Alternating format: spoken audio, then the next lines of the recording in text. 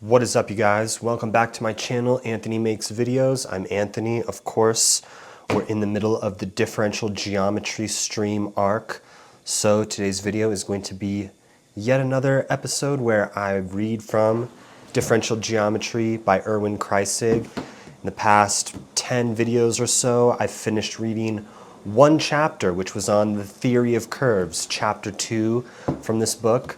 And now we're finally going to get to the next chapter, chapter 3. I'll also say that chapter 2 was a bit of a long chapter, but here we go. Chapter 3, Concept of a Surface, First Fundamental Form, Foundations of Tensor Calculus. Section 24, Concept of a Surface in Differential Geometry. We will now investigate geometric properties of surfaces in three-dimensional Euclidean space R3 by means of differential geometry. The reasoning which will lead us to a definition of a surface is similar to that which led us to the concept of a curve. Also, there was a rough definition of a surface given in section 20 of chapter 2, which was about contact and I think also the osculating sphere. It was right around there, but now we're actually going to get into it a little more. Also, this is going to be surfaces, but we're not quite dealing with manifolds. So we've done curves a little bit, now we're going to do surfaces. We're saving manifolds for another time. Anyways, we assume that in R3 a system of Cartesian coordinates x1, x2, x3 has been introduced. Then any point in space can be uniquely determined by its position vector x, which is equal to in the first entry x1, in the second entry x2, and in the third entry x3. We start from a real single-valued vector function, x of u1, u2, and when I say u1, u2, I mean u with a superscript 1 or u with a superscript 2, respectively, where this vector x is equal to, component-wise, x1, which is a function of u1 and u2, next x2, which is also a function of u1 and u2, and next x3, which is also a function of u1 and u2. So this real single-valued vector function x of two real variables, u1 and u2, is defined in a simply connected and bounded domain B of the u1, u2 plane. Quick review here, this is from real analysis. There's a difference between a space being connected versus being simply connected. And so for a space or for a set of points, also to back up from being connected, it's worth remembering that there's a difference between a metric space and a topological space, because these concepts are going to come up quite frequently in this section and the next couple ones. So we're going back to the good old flashcards for, I don't know, preparing for the math GRE subject test or something like that.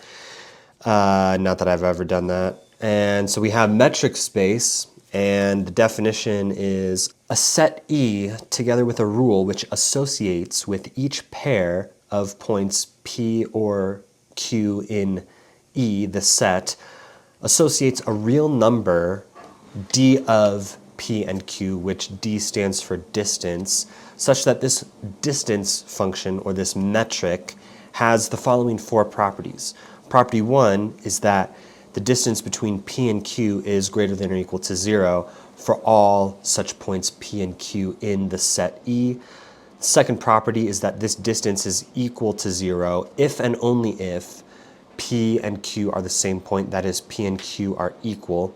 The third property is that the distance between P and Q is equal to the distance between Q and P for all P and Q and E. Property 4, this is the triangle inequality, so the distance between P and R is less than or equal to the distance between Q and R plus the distance between Q and P for all P, Q, and R in E. So you refer to the pair E and D, the pair, the point set, and the D function, the distance function, the metric, that pair. Okay, so that's a metric space, right?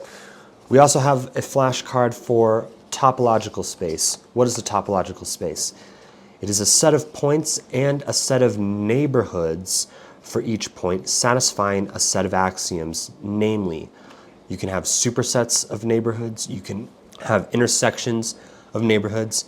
You can have associations of neighborhoods. And all members of these things are all contained by at least one neighborhood. So basically you can do set theory stuff, supersets, intersections, associations, or unions, right? And everything within those set union actions with neighborhoods is still in a neighborhood. So a metric space can be a topological space, but a topological space is not necessarily a metric space. Keep that in mind. Where this comes up in real analysis is like, you'll go over the field properties of real numbers, so algebraic properties. Then you'll get the order and least upper bound property of the real numbers. And then you'll pivot and you'll define what metric space is, and what falls out from that are the completeness, the compactness, and the connectedness of metric spaces, which then the real numbers are a metric space, and so the real numbers are connected, compact, and complete. So a connected metric space is another great flashcard here.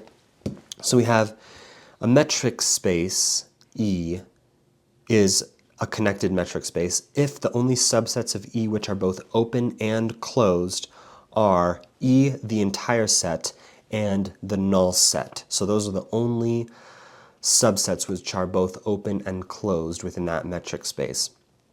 And open and closed basically means whether or not the boundary of that set is included in the set or not, essentially. A subspace is a connected subset if the subspace S itself is connected.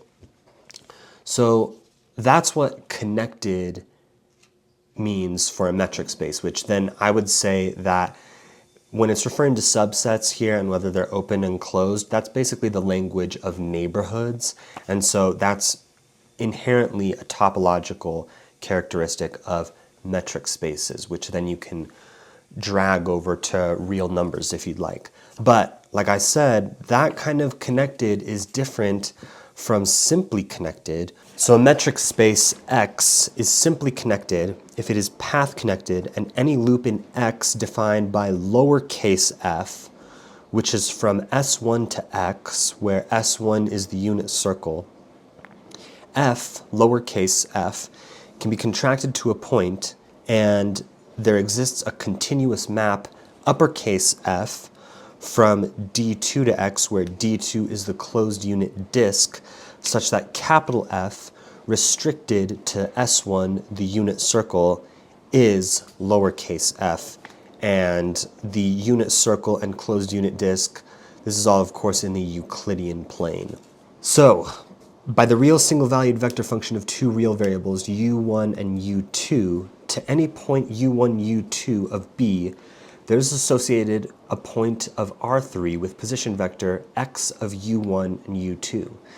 We denote by M the point set in R3 which is obtained when the variables u1 and u2 vary in B. The real single-valued vector function x of two real variables u1 and u2 is said to be a parametric representation of this set M. The variables u1 and u2 are called the parameters of this representation. Remark: the reasons for writing the variables in the form u1, u2 with superscripts instead of u sub 1, u sub 2 will be explained in section 29. In order to be able to apply differential calculus to geometric problems, we must require the existence of a certain number of partial derivatives of x of u1 and u2 with respect to u1 and u2. Moreover, we have to exclude the possibility that the real single-valued vector function x of two real variables u1 and u2 represents merely a curve. We therefore make the following assumptions. Assumption 1, the function x of u1 and u2 is of class r greater than or equal to 1 in B, see section 6. And so this should all be very reminiscent of what is in section 6. I covered that briefly in the 7-section speed run, which was like the review of the beginning of chapter 2, because I kind of started reading full chapters in like section 10 or 11, and so I did a speed run of like the preliminaries on the first couple sections of chapter 2. So that's section 6. All of this stuff right here is It's exactly the same parallel structure of how this stuff is getting unraveled as similar properties for curves. We're just doing it with surfaces now. Each point of the set M represented by x of u1, u2 corresponds to just one ordered pair u1, u2 in B. The Jacobian matrix J, which is a 3 by 2 matrix, so we have two columns, each with 3 entries. The first column is the partial derivative of the components of x with respect to u1. So the first column is partial x1, partial u1, partial x2, partial u1, partial x3, partial u1. The second column, similarly, is all of the partial derivatives of x component-wise with respect to u2. So we have partial x1, partial u2, partial x2, partial u2, partial x3, partial u2. And this Jacobian matrix is of rank 2 in B, and there will be a remark about that momentarily. Also, there's going to be a Jacobian determinant here shortly, so keep in mind the difference between Jacobian matrix and Jacobian determinant. If I'm not mistaken, that was also brought up in the Kuhnel book already in the Theory of Curves chapter, if not also in the MIT OpenCourseware notes for the Theory of Curves. So check that out in the last video. By definition, a matrix is said to be of rank R if it contains at least one non-vanishing determinant of order R, while any determinant of higher order, if any are contained in the matrix, vanishes. A representation of the form of the real single-valued vector function x of two real variables u1, u2, satisfying the assumptions 1 and 2, is said to be an allowable representation. Sounds really familiar to the assumptions and the allowable representation of a curve from section 6. Notation: partial derivatives of x of u1, u2 will be denoted as follows. X sub alpha corresponds to the partial derivative of x with respect to u superscript alpha, or u alpha. So x sub alpha denotes partial x, partial u alpha. Similarly, x subscript alpha beta corresponds to partial squared x, partial u alpha, partial u beta, etc. The three determinants of second order contained in the Jacobian matrix J are the components of the vector product of the vectors x1 corresponding to partial x, partial u1, and x2 corresponding to partial x, partial u2. This product is different from the null vector if and only if x1 and x2 are linearly independent vectors as per Theorem 5.2. This is just an easy way to remember what this book is referring to. Theorem 5.2 states that two vectors are linearly dependent if and only if their vector product is the null vector. Theorem 5.3 is that three vectors are linearly dependent if and only if the determinant of these vectors vanishes. So Theorem 5.2 and 5.3 get referred to a lot throughout this book, and I finally figured out a way to remember them. They're not that difficult. I mean, obviously everybody knows those properties, but when I read Theorem 5.2, Theorem 5.3, that throws me off a little bit. Assumption 2 is therefore the necessary and sufficient condition for the linear independence of those vectors. Assumption 2 thus excludes the possibility that the point set M represented by the real single-valued vector function x of two real variables u1, u2 is that of a curve. This could happen if the functions x sub I of u1, u2 were of the form x sub I of function t of u1, u2. For example, x of u1, u2 equal to u1 plus u2 in the first component, then the quantity u1 plus u2 closed quantity squared in the second component, and the quantity u1 plus u2 closed quantity cubed in the third component, is a representation of the curve x of t equals t squared t cubed. The corresponding Jacobian matrix is of rank 1 when t does not equal 0. That is, it does not satisfy the second assumption. We need a Jacobian matrix that is at least rank 2. Remark: the case where the Jacobian matrix is of rank R less than 2 everywhere in B or in a subdomain of B has to be excluded. However, It will occasionally be necessary to admit the case where for certain pairs U1, U2, the Jacobian matrix is of rank R less than 2. For instance, in the case of tangent surfaces and envelopes. We're going to see that shortly.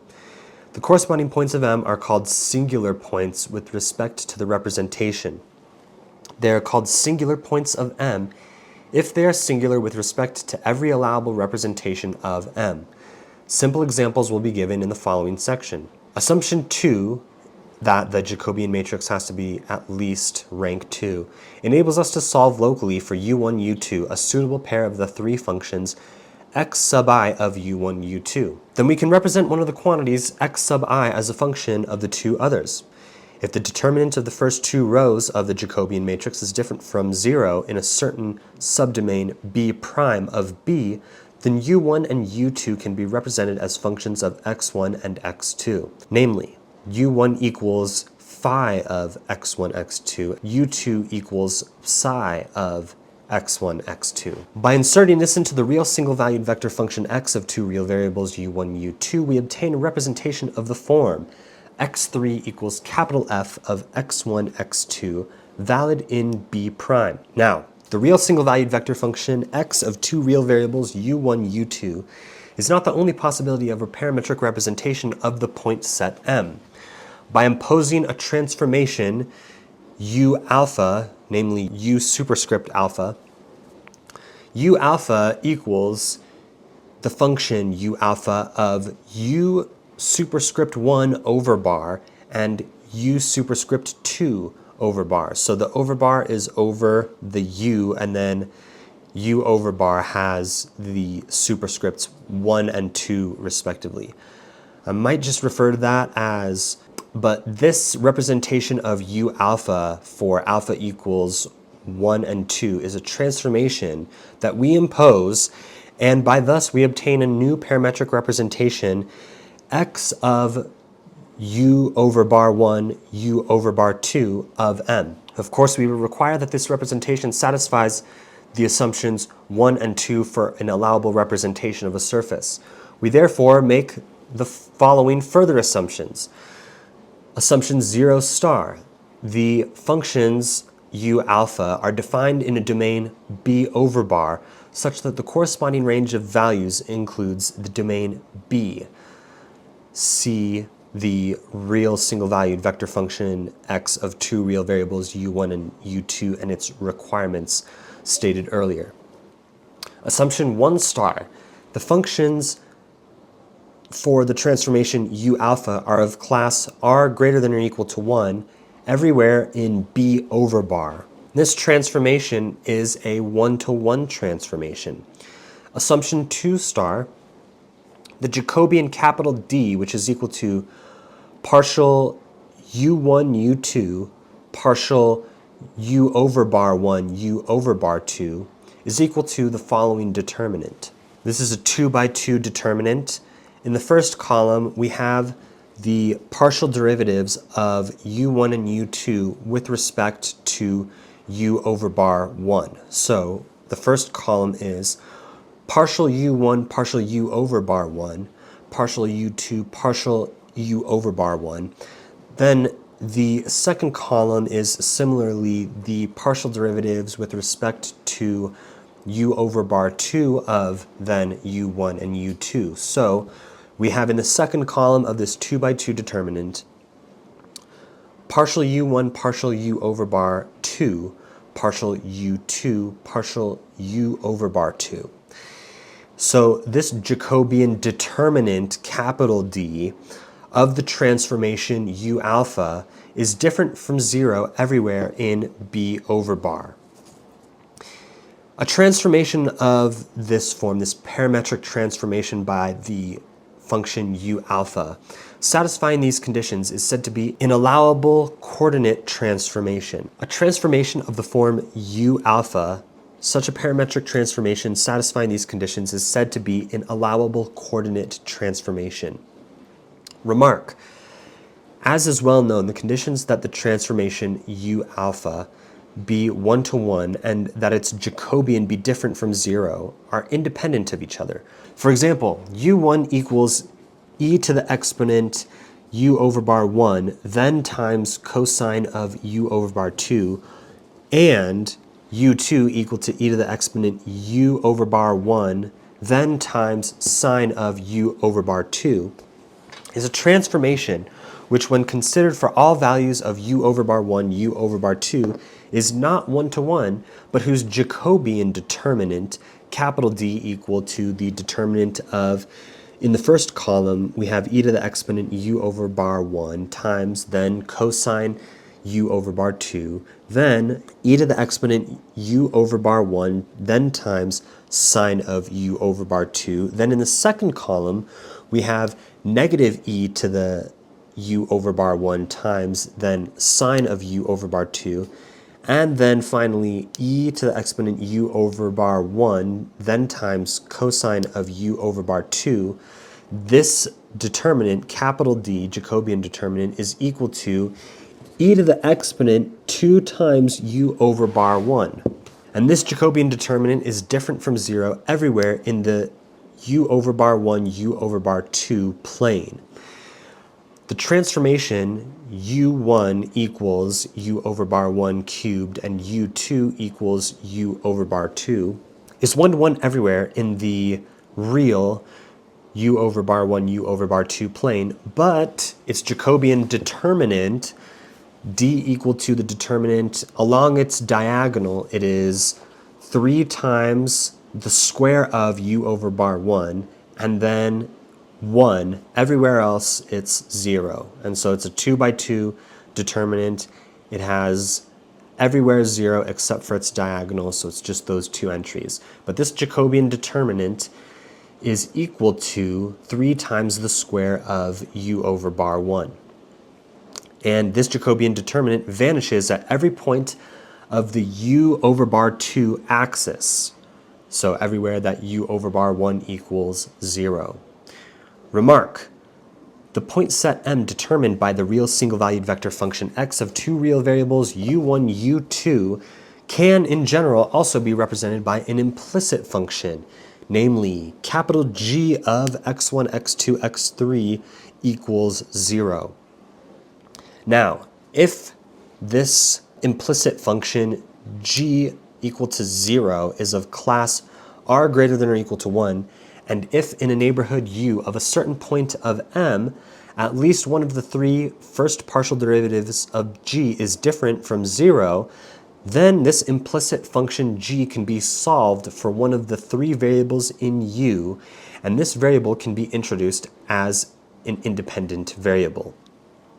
In this manner, we obtain a representation of the form x3 equals capital F of x1, x2, which is a special case of the real single-valued vector function x of two real variables u1 and u2. Insofar as local properties are concerned, the representations of x of u1, u2 and the implicit function g of x1, x2, x3 satisfying the above conditions are equivalent.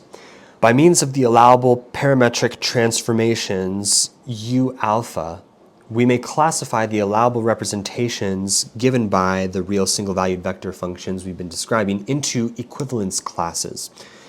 Two allowable representations are said to be equivalent, that is, belong to the same class, if there is an allowable transformation u alpha transforming the one representation into the other. The axioms of equivalence stated in the preliminaries, section 3, are satisfied. Definition 24.1, a point set in space R3 which can be represented by the allowable representations of an equivalence class is called a portion of a surface. A certain point set may correspond to several equivalence classes. The portions of a surface obtained by the choice of allowable representations of different classes are then, by definition, different from each other. We shall always assume that all points of the portions of surfaces under consideration are regular points unless otherwise stated. In consequence of assumption 1, the correspondence between the points of a portion of a surface S and the ordered pairs u1, u2 is 1-to-1. u1 and u2 are called coordinates on S. The curves u1 equals a constant and u2 equals a constant are called the coordinate curves of the u1, u2 coordinate system. A portion of a surface is a topological image of the domain B. However, because of the assumptions on x, u1, u2, Not every topological image of a simply connected domain is a portion of a surface in the sense of our definition. Definition 24.2. A union U of portions of surfaces is called a surface if every two portions S and S' of U can be joined by finitely many portions S equals S1, S2, etc. through Sn-1 Sn, where Sn is equal to S' of U, in such a manner that the intersection of two subsequent portions Si, where I is equal to 1, 2, etc. through n-1, is a portion of a surface. If we choose any arbitrary allowable representations of class R greater than or equal to 1 of Si and Si plus 1, then Si is mapped into the parametric plane. This mapping is one-to-one except at singular points. The same is true for Si plus 1. Since there exists a mapping of class R between the two plane images of the intersection D of Si and Si plus 1, that is, an allowable transformation of class R between the coordinates corresponding to Si and Si plus 1. Furthermore, the above definition includes the possibility that the intersection of certain portions of U may consist of curves or isolated points. A portion of a surface is said to be of class R if it can be represented by an allowable representation of class R. A surface is said to be of class R if each of its portions is of class R. A surface S is said to be simple if each point P of S has a three-dimensional neighborhood U of P, such that the part of S in U of P is a topological image of a plane circular disk. It's confusing because we're referring to this real single-valued vector function x, which as a vector, it's represented by three scalar components, because we're thinking about this in three-dimensional real space, R3. But this vector function is represented by two real variables, u1, u2. So we put in two real values, u1 and u2, and we get out three values, x1, x2, and x3. But we could get these x1, x2, and x3 values from functions with the same name that are functions that take two real variables as inputs. So you would have x1 with inputs u1 and u2, function x2 with inputs u1 and u2. So u1, u2, that space is the domain that we're defining these surfaces through, because then x as a vector function maps that u1, u2 plane onto a surface in R3. But we just had capital U as a union, and now we just mentioned capital U as neighborhoods on these portions of surfaces. We also had all that overbar stuff going on, so bear with me here when I'm reading this. Section 25, further remarks on the representation of surfaces and examples. Representations of surfaces of the form of a real single-valued vector function of two real variables, u1 and u2, were first used by Euler, and Gauss was the first to make general use of these representations. If the Jacobian matrix has the rank R equals 1 everywhere in B, the domain in the u1, u2 plane which is bounded and simply connected, then x of u1, u2 represents a curve. The fact that R equals 1 at certain points of B may be due either to the special choice of the representation or to the geometric shape of the point set M. Example 1. The x1, x2 plane can be represented in the form A, x of u1, u2 equals, in the first entry, u1, in the second entry, u2, in the third entry, 0, or B, x of u1, u2 is equal to, in the first entry, u1, then times cosine of u2, and then in the second entry, u1 times the sine of u2, and then in the third entry, 0. In the representation A, u1 and u2 are Cartesian coordinates. In representation B, u1 and u2 are polar coordinates. The corresponding Jacobian matrix has the form for representation A, J of A, if you will. Column-wise, we have the first column 1, 0, 0. In the second column, we have 0, 1, 0. For representation B, the Jacobian matrix is column-wise again. First column, cosine of u2, then sine of u2, then 0. Then in the second column, negative u1 times sine of u2, then u1 times cosine of u2, then 0. The Jacobian matrix for representation A has the rank 2. The Jacobian matrix for representation B has the rank 2 except for u1 equals 0. That is, the point x equals 0 is singular with respect to representation B. Example 2. The sphere of radius r with the center at x equals 0, 0, 0 can be represented by the implicit form function gx1, x2, x3 equals 0, for example, by the sum on the index I from 1 to 3 of x sub I squared minus r squared equals 0. From this we can obtain a representation of the form x3 equals capital F of x1, x2, namely x3 equals positive or negative square root of the quantity r squared minus x1 squared minus x2 squared. Depending on the choice of the sign, this is a representation of one of the two hemispheres, x3 greater than or equal to 0 and x3 less than or equal to 0. A parametric representation of the sphere under consideration is x of u1, u2 equals, in the first entry, r times cosine u2 cosine u1, second entry, r cosine u2 sine u1, third entry, r sine u2. And we have a depiction in figure 33. Or, at length, x1 equals r cosine u2 cosine u1, x2 equals r cosine u2 sine u1, x3 equals r sine u2, where u1 is greater than or equal to 0 and less than 2 pi, and u2 is greater than or equal to negative pi over 2 and less than or equal to pi over 2. This coordinate system is used especially in geography for determining the latitude and longitude of points on the globe. Indeed, the coordinate curves u1 equals a constant and u2 equals a constant are the meridians and parallels respectively.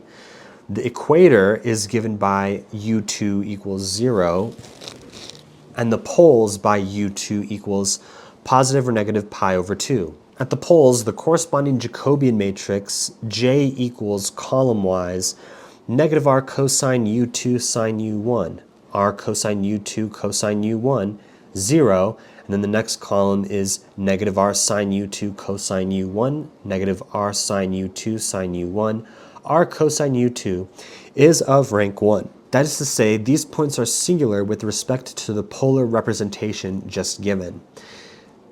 Every coordinate curve u1 equals a constant passes through these points, and the curves u2 equal to positive or negative pi over 2 degenerate into points. Remark: the parametric representation of the sphere normally used in mathematics can be obtained from the polar representation just stated by interchanging sine u2 and cosine u2.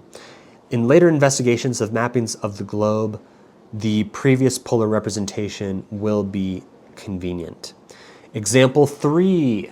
We've seen this before. A cone of revolution with apex at x equals 0, 0, 0, and with the x3 axis as axis of revolution, this cone of revolution can be represented in the form a squared times the quantity x1 squared plus x2 squared closed quantity minus x3 squared equals 0. The resulting representation of the form x3 equals capital F of x1, x2, namely x3 equal to plus or minus a times the square root of the quantity x1 squared plus x2 squared, represents one of the two portions x3 greater than or equal to 0 and x3 less than or equal to 0 of this cone, depending on the choice of the sign of the square root. Now, x of u1 u2 equal to u1 cosine u2, then u1 sine u2, then a u1 is a parametric representation of the cone of the form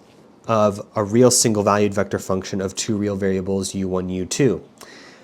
The curves u1 equal constant are circles parallel to the x1, x2 plane, while the curves u2 equals constant are the generating straight lines of the cone.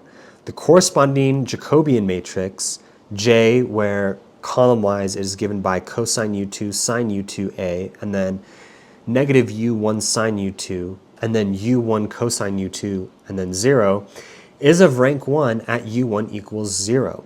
The apex is a singular point of the cone.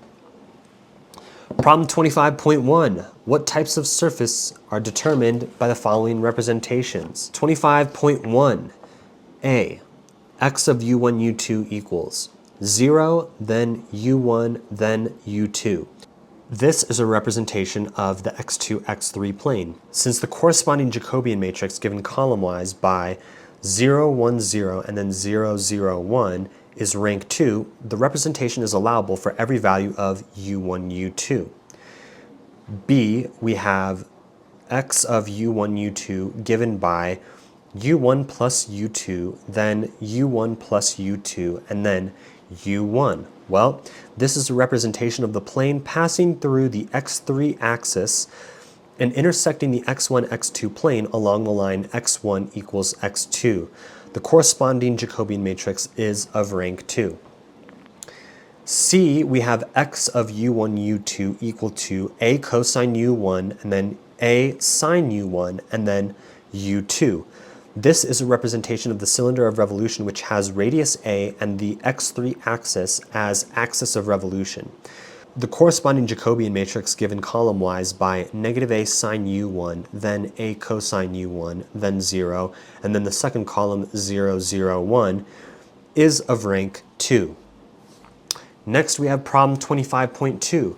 Find a parametric representation of the cylinder generated by a straight line capital G which moves along the curve capital C, which is given by a vector parametric representation x of s equal to, component-wise, the function h1 of s, then h2 of s, and then finally h3 of s, and is always parallel to the x3 axis. Consider the corresponding Jacobian matrix. So the cylinder can be represented in the form x of u1, u2 equals h1 of u1, h2 of u1, and h3 of u1, then plus u2. And this is where u1 equals s. The curve capital C corresponds to u2 equals 0. And thus we have for the Jacobian matrix column-wise j equals, in the first column, h1 prime, h2 prime, h3 prime, and then in the second column 0, 0, 1, where a prime denotes the derivative with respect to u1 here. I believe we were just working with s as in the arc length, and the notation in this book is to use fly dot notation for arc length derivatives, and primes would be just Euclidean parameter real t, but here this prime is with respect to u1. J is of rank 2 provided that capital C, the curve, is not a straight line parallel to the x3 axis. In this case, we do not obtain a surface. Next, problem 25.3. Find a representation of the form g of x1, x2, x3 equals 0, that is to say an implicit function representation of the following surfaces. A, an ellipsoid, x of u1, u2 equal to a cosine u2 cosine u1, then b cosine u2 sine u1, then c sine u2. This is a straightforward computational problem, so I'm not going to go over the details. A ellipsoid, we have x1 squared over a squared plus x2 squared over b squared plus x3 squared over c squared, all minus 1 equals 0. An elliptic paraboloid, x of u1, u2 equals a u1 cosine u2, and then b u1 sine u2, and then u1 squared. This is given by x1 squared over a squared plus x2 squared over b squared, all minus x3 equals 0. Next, a hyperbolic paraboloid, x of u1, u2, given by a u1 hyperbolic cosine u2, then BU1, hyperbolic sine of U2, and then finally U1 squared. The implicit function representation of a hyperbolic paraboloid is thus x1 squared over a squared minus x2 squared over b squared, all minus x3 equals 0. Finally, for problem 25.3, hyperboloid of two sheets, x of u1, u2 equals a hyperbolic sine u1 cosine u2, then b hyperbolic sine u1 times sine of u2, and finally c of hyperbolic cosine of u1. This, of course, has an implicit function representation given by x1 squared over a squared plus x2 squared over b squared minus x3 squared over c squared, all plus 1 equals 0. Finally, it asks, what kind of coordinate curves do you have in each case? So, the curves u1 equals a constant are for A, B, and D ellipses, and for C they are hyperbolas. The curves u2 equals a constant are for A, ellipses, for B and C they are parabolas, and for D they are hyperbolas. Very interesting, very interesting. I like it. Okay, section 26, curves on a surface, tangent plane to a surface. In many investigations of geometric properties of a surface, suitable curves on that surface are involved. We will now consider representation of curves on surfaces. A curve on a surface, capital S, given by the vector x of u1, u2, can be determined by a parametric representation. u1 equals u1 of t and u2 equals u2 of t, which is of class r greater than or equal to 1, where the parameter t is a real variable.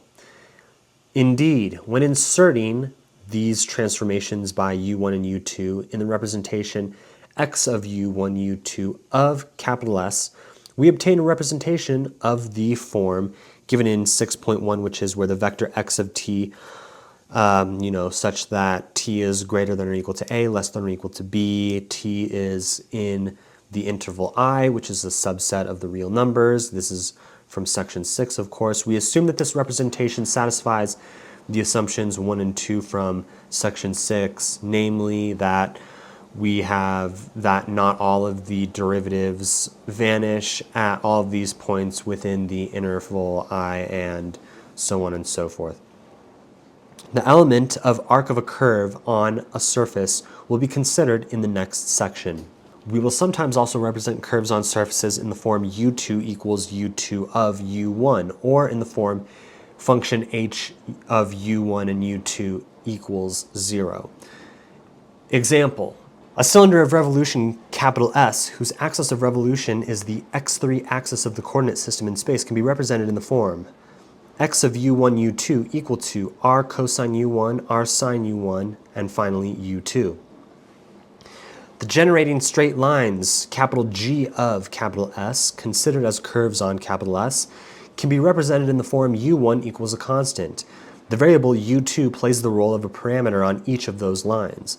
The circles on capital S parallel to the x1, x2 plane are determined by u2 equals constant. Any circular helix, this is our beloved circular helix, x of t equals r cosine t, and then r sine t, and then c times t, is a curve on capital S and can be represented in the form given by u1 of t and u2 of t by u1 equals t and u2 equals c times t, or in the form where u2 is a function of u1 by u2 equals c times u1. Of particular importance are the coordinate curves u1 equals constant and u2 equals constant on a surface capital S given by x of u1, u2 as per the previous section. These curves correspond to parallels to the coordinate axes in the u1, u2 plane. A set of curves on a surface capital S which depend continuously on a real parameter is said to be a one-parameter family of curves on capital S. Two one-parameter families of curves on a surface capital S are called a net of curves on capital S if through every point P of S there passes one and only one curve of each of these families, and if the two curves have distinct direction at P. The coordinate curves on a simple surface form a net which consists of the families of curves u1 equals constant and u2 equals constant. A family of curves can also be determined by a suitable linear differential equation of first order, namely du2 du1 equals capital F of u1 u2, since the general solution of such an equation involves an arbitrary constant. In future sections 39 and 41, we will also determine nets of curves by suitable differential equations. The direction of the tangent to a curve capital C given by u1 of t and u2 of t on a surface capital S given by the vector parametrized by the real variables u1 and u2 is determined by the vector x prime, which is equal to dx dt, which is equal to the partial derivative of this vector x with respect to u1 times the derivative of u1 with respect to t plus the partial derivative of the vector x with respect to u2 times the derivative of u2 with respect to t. This is equal to x1 times u1 prime plus x2 times u2 prime, which in general depends on the parameter t.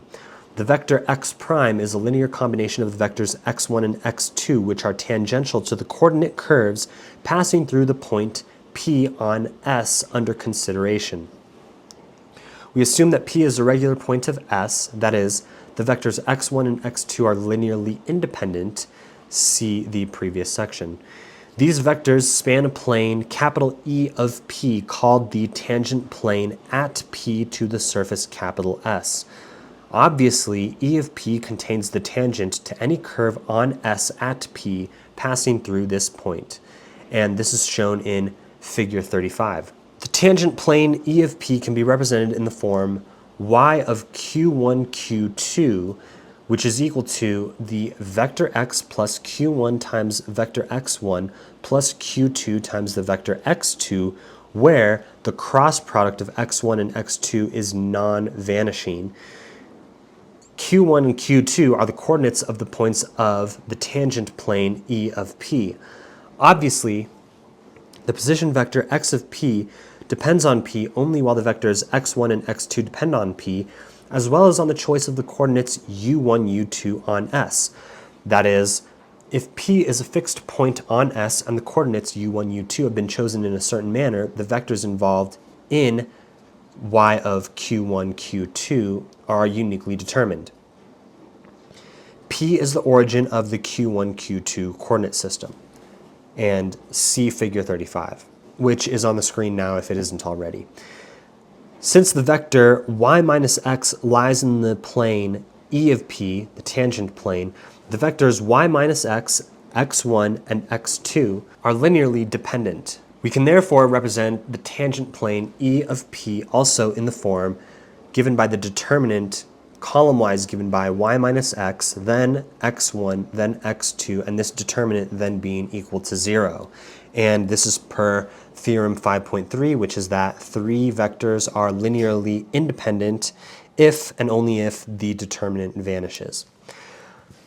Let now a surface be represented in the form implicitly given by the function g of x1, x2, x3 equals 0. When inserting this representation, the components xi as functions of u, the resulting representation becomes an identity in u1, u2.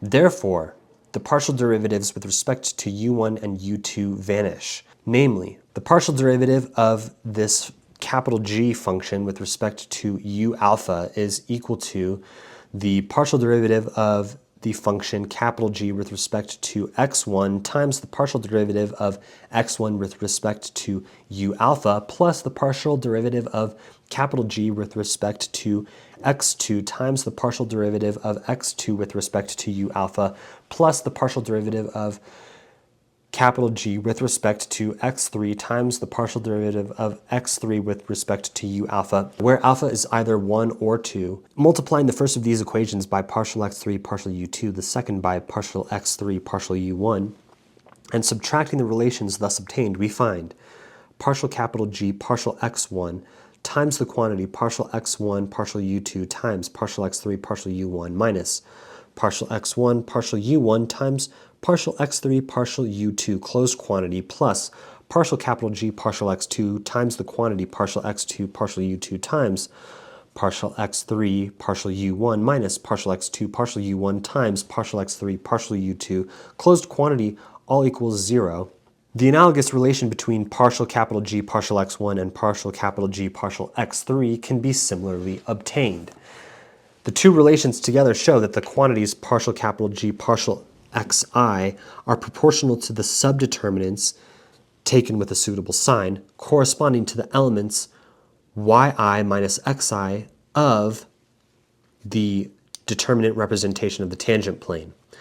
When the determinant representation of the tangent plane is developed by the first column, we therefore have the following result. If a surface capital S is represented in the form given by the implicit function g of x1, x2, x3 equals 0, then the tangent plane capital E of P to capital S at a point P can be represented in the form given by the sum on the index I from 1 to 3 of quantity yi minus xi closed quantity times partial capital G partial xi equals 0, where y is the position vector of the points of the tangent plane capital E of P and x is the position vector of the point P under consideration.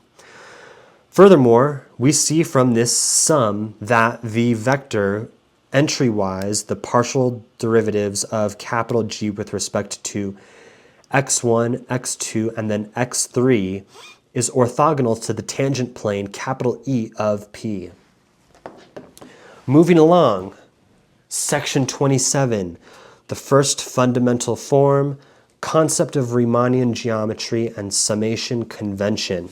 As was pointed out in the preceding section, any curve on a surface capital S given by the vector x in terms of real variables u1, u2 can be represented in the form where u1 and u2 are functions of the parameter t, where t is a real variable, is Euclidean. We will now determine the element of arc of such a curve. This problem will lead us to the introduction of the so-called first fundamental form, which is of basic importance. From 9.7, which gives us the infinitesimal element of arc of C, or the infinitesimal linear element of C, ds squared equals the sum on the index I from 1 to 3 of dxi squared, which is equal to the dot product of dx with itself, where x is a vector, so we have dx dot dx, where x is a vector. That's the infinitesimal element of arc of capital C, the curve. From this and the equation for the direction of a tangent on the surface S at a point P, we immediately find that ds squared is equal to the dot product of the quantity vector x1 times du1 plus vector x2 times du2. This quantity is dot product with itself, or scalar product with itself. Similarly, this could be expanded out to be ds squared equals vector x1 dot product with itself, then times du1 squared plus 2 times the dot product of x1 and x2, then times du1 du2, plus the dot product of x2 with itself times du2 squared. We set x sub alpha dot product with x sub beta equal to g sub alpha beta.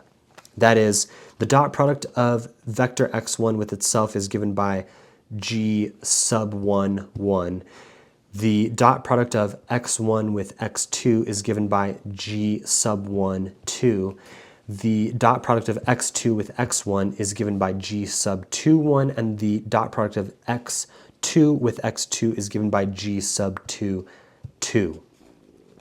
Obviously, g sub 2, 1 equals g sub 1, 2. Continuing on, using this notation, we have that ds squared is thus equal to the double sum, where the outer sum is on the index alpha from 1 to 2, and the inner sum is on beta from 1 to 2, all of g sub alpha beta times du alpha du beta, or ds squared is equal to g11 times du1 squared plus 2g12 times du1 du2 plus g22 times du2 squared. This quadratic form is called the first fundamental form. And besides the x alpha dot product with x beta notation, the following notations introduced by Gauss can be found in the literature, where G11 is equal to capital E, G12 or G21 is equal to capital F, and G22 is equal to capital G. Then, by this Gaussian notation, we have that ds squared is equal to capital E times du1 squared plus 2 times capital F times du1 du2 plus capital G times du2 squared. So these are all ways of representing the first fundamental form. We will use the x alpha dot product with x beta equals g sub alpha beta notation exclusively, since it seems to be more convenient than using the capital E, capital F, capital G Gaussian notation, as will be explained below. We come to an example. A sphere can be represented in a polar parametric representation by the vector x in terms of real variables u1, u2 equal to, in the first entry, r cosine u2 cosine u1, second entry, r cosine u2 sine u1, and then r sine u2 in the third entry. The first partial derivatives are x1 equals negative r cosine u2 sine u1, and then r cosine u2 cosine u1, and then 0, and x2 equals negative r sine u2 cosine u1, and then negative r sine u2 sine u1, and then r cosine u2. Therefore, g11 equal to the dot product of x1 with x1 is equal to r squared times cosine squared of u2, and then g12 is equal to the dot product of x1 and x2, which is equal to 0, and then g22 is equal to the dot product of x2 with x2, which is equal to r squared. So the first fundamental form corresponding to the polar parametric representation of a sphere is therefore given by the expression ds squared equals r squared times cosine squared of u2 times du1 squared plus r squared times du2 squared. In future sections 35 and 36, we shall see that the first fundamental form enables us to measure arc lengths, angles, and areas on a surface. The first fundamental form, therefore, defines a metric on a surface. Like I said at the beginning, this is where the subtle distinctions of metric spaces, topological spaces, etc. comes into play here.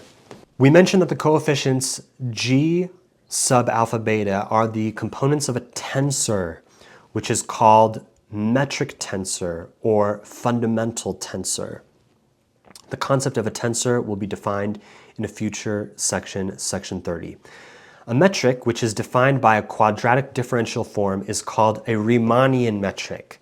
The corresponding geometry is called a Riemannian geometry, and the space in which such a metric has been introduced is called a Riemannian space. In consequence of the aforementioned metric previously defined, surfaces are two-dimensional Riemannian spaces, and the geometry in these surfaces is a Riemannian geometry. I will note here that if we recall from ancient Greek geometry by Euclid, Euclid had these 5 major postulates for his system of geometry. Critically, we have the 5th postulate, famously known as the parallel postulate, which states that if a straight line falling on two straight lines, make the interior angles of the same side less than two right angles, the two straight lines, if produced indefinitely, meet on that side on which the angles are less than two right angles. Which implies that if there are right angles, then these parallel lines that are perpendicular to this other line that's intersecting each of them, those two parallel lines will never cross, because on each side of that perpendicular line, they're parallel, they're not less than 90 degrees with respect to that intersecting line. If critically you are on a flat plane, so if you're on a surface that has no curvature, then that'll hold. But if you do have curvature, non-zero curvature on that surface, that you have those parallel lines, then those lines will actually end up intersecting.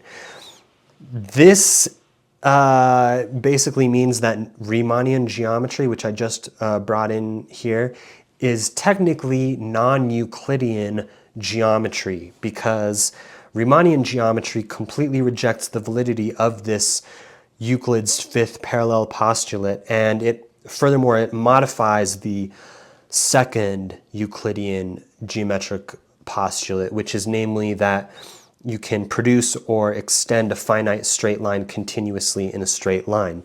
So these introductions of metrics that we're going to have as like our kicking off point for Riemannian geometry, we just broke up with Euclidean geometry, essentially. So just thought I would bring that up. Okay, we will investigate the differential geometry of surfaces by means of tensor calculus. As we have already stressed in the introduction of this book, this method will cause no essential difficulties as soon as the reader becomes accustomed to the few rules which govern tensor calculus. A great advantage to this method lies in the fact that it can immediately be generalized to Riemannian spaces of higher dimension, which have assumed increasing importance during the last few decades. And this was written in like the 1960s, so it's, you know, getting to the better part of the century at this point. And Riemann has been around, he was like from the late 1800s, so it's already been over a century since this guy's brought up this stuff. In addition, many aspects of the theory of surfaces are simplified when treated with the aid of tensor calculus, which thus leads to a better and deeper insight into several problems of differential geometry. Although we restrict our consideration to surfaces, that is, to two-dimensional Riemannian spaces, we will now make a brief remark on the Riemannian geometry of spaces of higher dimension in order to show that the above generalization is immediate. The student will know that in analytic geometry, Euclidean geometry, the restriction to a certain dimension n, for instance n equals 3, can be overcome without difficulty. The resulting theory becomes more unified and includes results valid in the plane or in three-dimensional space as particular cases. Proceeding from two-dimensional Riemannian spaces, that is, from surfaces to Riemannian spaces of higher dimensions, involves a very similar process in principle. And this is alluding to Riemannian manifolds. When dealing with spaces of any finite dimension, many problems, methods, and results remain the same as in two dimensions, although new and interesting problems enter into our consideration.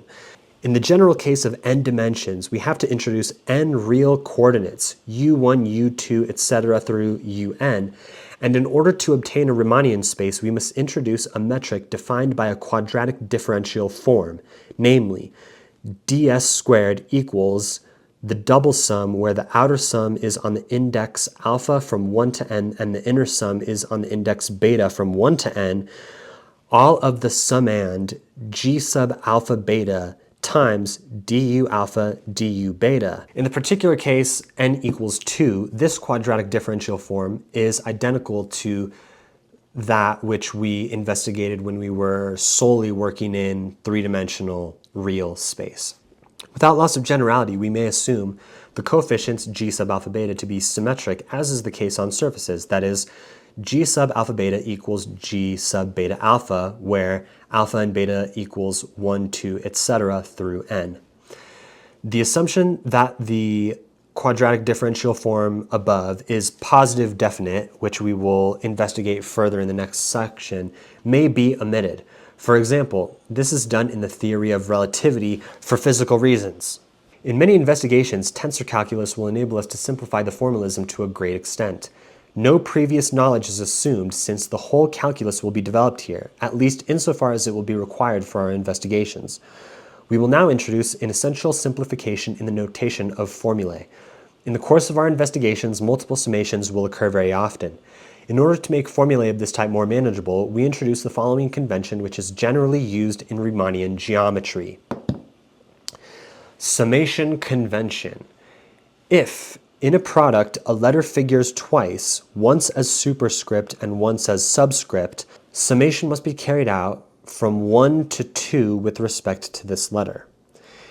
The summation sign, sigma, will be omitted. For example, example 1, A superscript alpha times B subscript alpha is equivalent to the sum on the index alpha from 1 to 2 of the summand A superscript alpha times B subscript alpha, which is equivalent to A superscript 1 times B subscript 1 plus A superscript 2 times B subscript 2. A second example is that instead of the quadratic differential form for ds squared as given previously, we have that ds squared is equal to the double sum where the outer sum on the index alpha is from 1 to 2 and the inner sum is on the index beta from 1 to 2, all of the summand g sub alpha beta times du alpha du beta. Instead of this, we now simply write ds squared equals g sub alpha beta times du alpha du beta, just dropping the summation and indices altogether.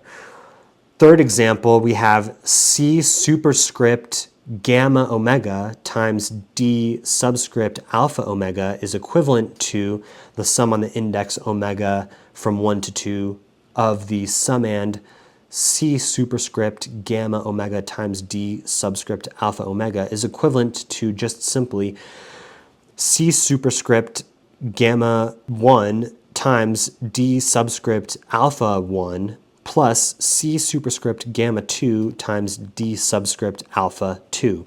In this case, we have only to sum with respect to omega since gamma and alpha occur only once. We call an index with respect to which summation must be carried out a summation index or dummy index. The other indices are said to be free indices. Summation indices may be changed during a computation while a change of free indices is not allowed. Of course, letters which already denote other indices may not be used as dummy indices. Different dummy indices must be used to indicate different independent summations. A fourth example here. A superscript alpha times B subscript alpha equals A superscript I times B subscript I, which is equal to A superscript 1 B subscript 1 plus A superscript 2 times B subscript 2. ds squared is equal to g sub alpha beta times du alpha du beta equal to g sub mu nu times du mu du nu.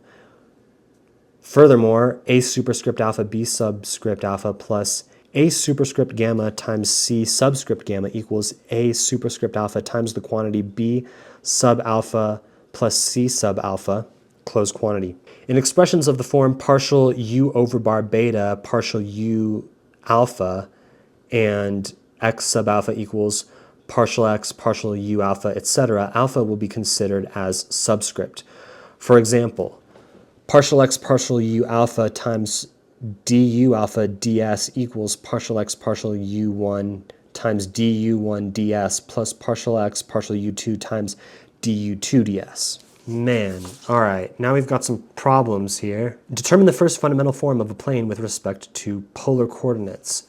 All right, so we have x1 equals r cosine phi, x2 equals r sine phi, where x1 and x2 are Cartesian coordinates and r and phi are polar coordinates. Setting r equal to u1 and phi equal to u2, we thus have that the vector x of u1, u2 equals element-wise u1 cosine u2, then u1 sine u2, then 0. And as far as the first fundamental form, we have g11 equals 1, g12 equals 0, g22 equals u1 squared, thus ds squared equals du1 squared plus u1 squared times du2 squared. Or written in the polar coordinates r and phi, we have that ds squared equals dr squared plus r squared times d phi squared. Moving on, problem 27.2, we have determine the first fundamental form of the cylinder x of u1, u2 equals h1 of u1, and then h2 of u1, and then u2, and of a cylinder of revolution. So, g11 equals h1 prime squared plus h2 prime squared, and g12 equals 0, and g22 equals 1, where a prime denotes the derivative with respect to u1. Therefore, the first fundamental form ds squared equals the quantity h1 prime squared plus h2 prime squared closed quantity times du1 squared plus du2 squared. If we set h1 equal to r cosine u1 and h2 equal to r sine u1, we obtain a representation of a cylinder of revolution of radius r with x3 axis as axis of revolution. To this representation, there corresponds the first fundamental form, ds squared equals r squared times du1 squared plus du2 squared. Determine the first fundamental form of a surface represented in the form x3 equals capital F of x1, x2. So we set x1 equal to u1 and x2 equal to u2. Then the form x3 equals capital F of x1, x2 takes the form x of u1, u2 equals element-wise u1, then u2, and then capital F of u1, u2. We find that g11 equals 1 plus capital F1 squared, g12 equals capital F1 times capital F2, and g22 equals 1 plus capital F2 squared, where capital F sub alpha is equivalent to the partial derivative of capital F with respect to u alpha. Hence, the first fundamental form written in x1, x2 is given by the expression ds squared equals the quantity 1 plus the square of partial x3 partial x1 closed quantity times dx1 squared plus 2 times partial x3 partial x1 times partial x3 partial x2 times dx1 dx2 plus the quantity 1 plus partial x3 partial x2 itself squared closed quantity times dx2 squared. Moving on to problem 27.4, determine the first fundamental form corresponding to Cartesian and spherical coordinates in space. Let x1, x2, x3 be Cartesian coordinates. Then ds squared equals dx1 squared plus dx2 squared plus dx3 squared.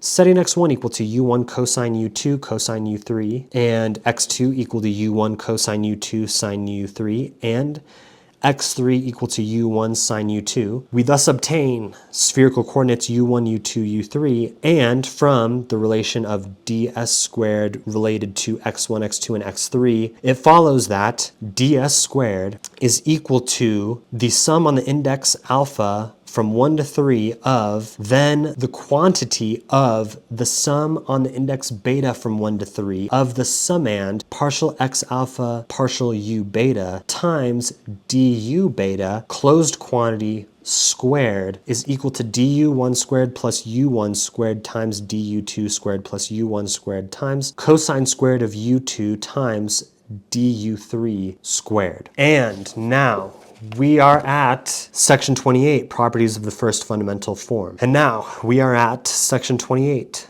properties of the first fundamental form. A quadratic form capital F of xy equal to a sub 1, 1 x2 plus 2 sub 1, 2 times x times y plus a sub 2, 2 times y squared of two real variables x and y is called positive definite if it has a positive value for any pair xy that is not equal to 0, 0. Capital F of xy is positive definite if and only if a sub 1, 1 is greater than 0 and a equals a sub 1, 1, a sub 2, 2 minus a sub 1, 2 squared is greater than 0, and a is called the discriminant of the form. Since our investigations are restricted to real curves and surfaces, we have Theorem 28.1. At regular points of a surface, the first fundamental form as given by ds squared equals g sub alpha beta times du alpha du beta, where those are sums, of course, is positive definite. And we have the first proof that we're going into today. Proof. This is an immediate consequence of the geometric meaning of the first fundamental form. Indeed, the above necessary and sufficient condition is satisfied. From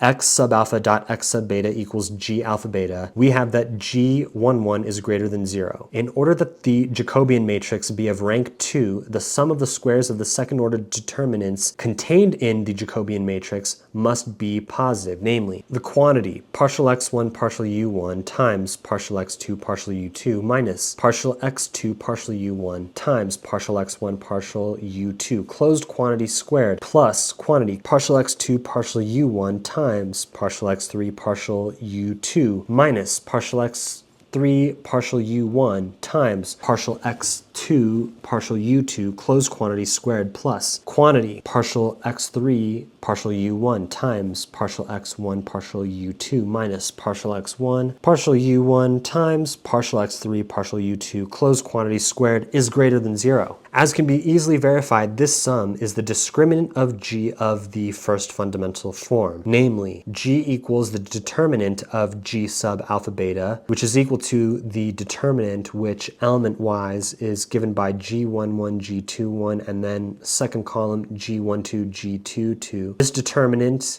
is equal to g11 times g22 minus the square of g12, which is positive. It's greater than 0. Namely, we also have that x1 cross product with x2 is non-vanishing. We consider now the behavior of the first fundamental form under a transformation of the coordinates on a surface. Theorem 28.2. If we introduce new coordinates u over bar 1 and u over bar 2 on a surface x of u1, u2, by means of an allowable coordinate transformation u alpha, which is given by the function u alpha of u over bar 1, u over bar 2, where alpha is 1 or 2, the coefficients g sub alpha beta of the first fundamental form with respect to u1 and u2, and the coefficients g over bar subscript mu nu of this form with respect to u over bar 1, u over bar 2 are related as follows. We have g over bar subscript mu nu is equal to g sub alpha beta times partial u alpha partial u over bar mu times partial u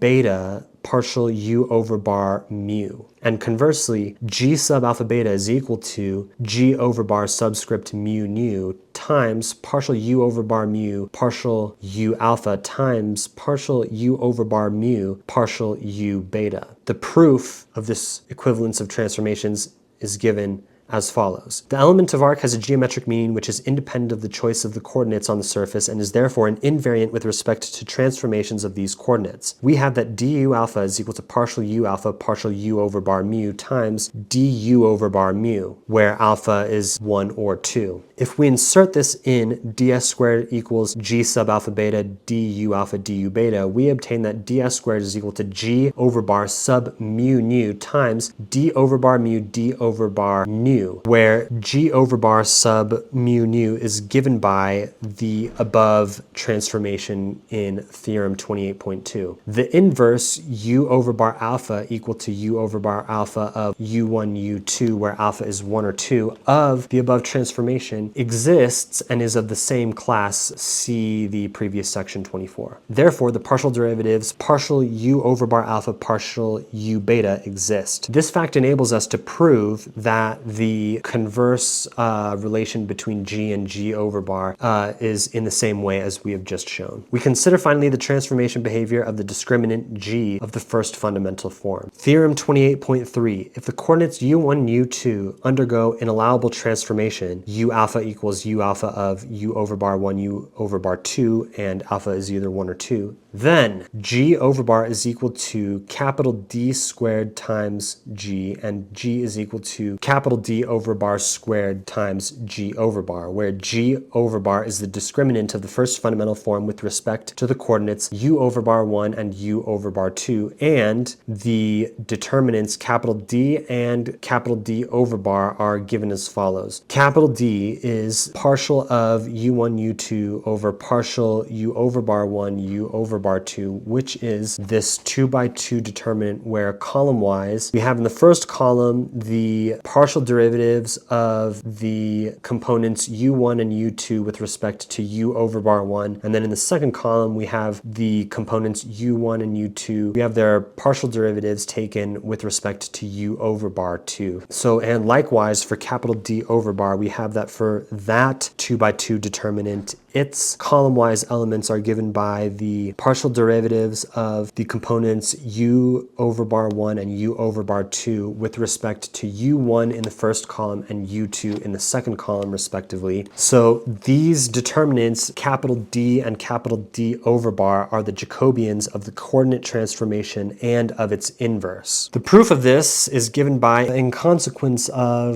the relation between an allowable parametric transformation of the first fundamental form, we have that g over bar is equal to g over bar 1 1 times g over bar 2 2 minus g over bar 1 2 squared, which is equal to, and it's then expanded out in terms of partial derivatives. Since if lambda is equal to mu, the expression in brackets is 0, we have that g over bar in terms of its partial derivatives is thus as follows, and if kappa is equal to nu, then the expression in the first brackets is 0, and we therefore have that g over bar is given as follows. That is to say that in the end, we will get g over bar equals capital D squared times g. So the other relation where g equals d over bar squared times g over bar can be shown in a similar manner. Now we come to the problems for section 28. Problem 28.1. A surface capital S generated by a curve rotating about a fixed straight line capital A is called a surface of revolution. Capital A is called the axis of capital S. Find a parametric representation of S and of the corresponding first fundamental form.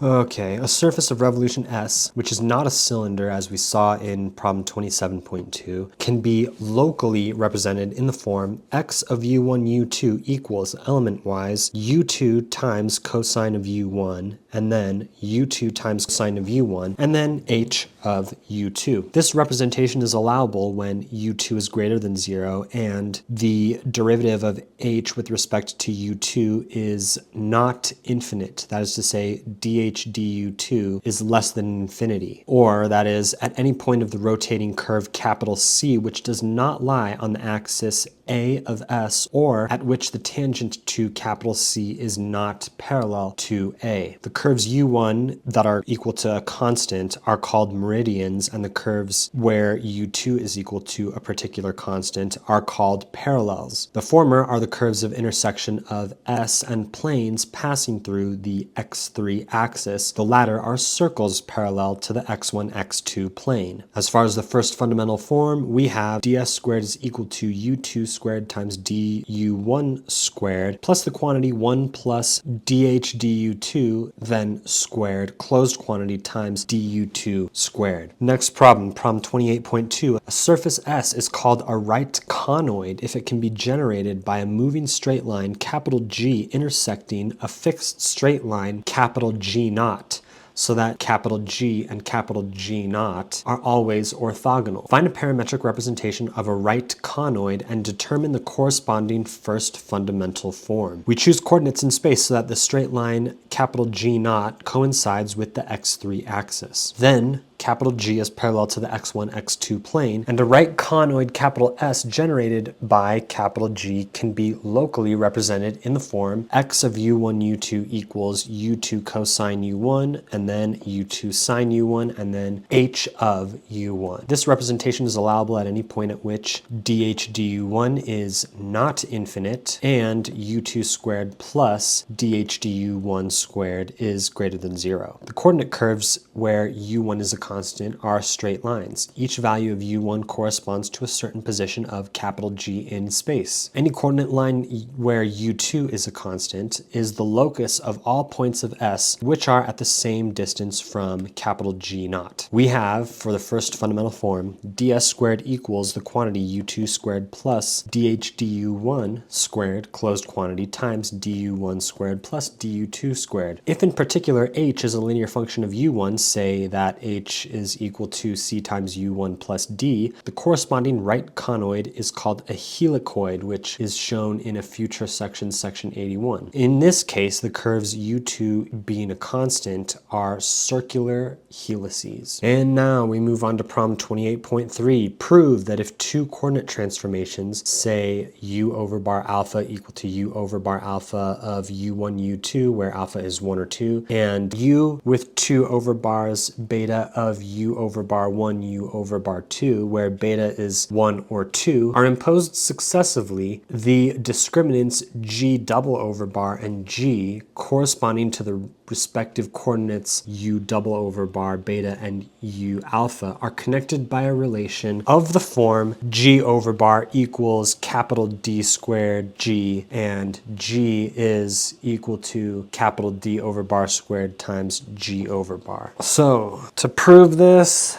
let g over bar be the discriminant of the first fundamental form corresponding to the coordinates u over bar 1, u over bar 2. As per the transformation behavior of the discriminant g of the first fundamental form by an allowable parametric transformation, we have that g over bar is equal to the square of the partial derivative of u1, u2 with respect to u over bar 1, u over bar 2 times g. And therefore, I'm not going to read the equations for this one. It's basically you use the chain rule and you derive what's called the multiplication theorem for Jacobians, and you just crank out the computations on this one and you end up with a really simple, straightforward result. So I'm not gonna read that one, okay? But moving on, we have problem 28.4. Prove that the product of capital D and capital D over bar equals 1. So this is an immediate consequence of the multiplication theorem for Jacobians that I just skimmed over because I'm just not going to read that one out loud at this point. I've been going for like 2 hours already. Problem 28.5. If a twisted curve capital C rotates about a fixed axis capital A and at the same time is displaced parallel to capital A so that the velocity of displacement is always proportional to the angular velocity of rotation, then capital C generates a surface capital S which is called a general helicoid. Find a parametric representation of capital S. So to do that, the intersection M of a helicoid S and a plane passing through the axis A of S is called a meridian of S. The meridians are congruent curves. Consequently, any general helicoid can be generated by a plane curve. We choose as axis A the x3 axis of the coordinates in space. Then M can be represented in the form x3 equals function capital G of u1, where u1 is the distance of the points of M from A. We assume that at the start of the motion, M lies in the x1, x3 plane. Let u2 denote the angle of rotation. The displacement of M has the direction of the x3 axis and is proportional to u2. We may thus represent S in the form x of u1 u2 equals u1 cosine u2, then u1 sine u2, then c times u2 plus capital G of u1. If c is non-zero, this local representation is allowable at any point at which the tangent to M is not parallel to A. The curves where u1 is constant are circular helices. The curves where u2 are constant are the meridians of the helicoid. And there you have it, you guys. That was one of the most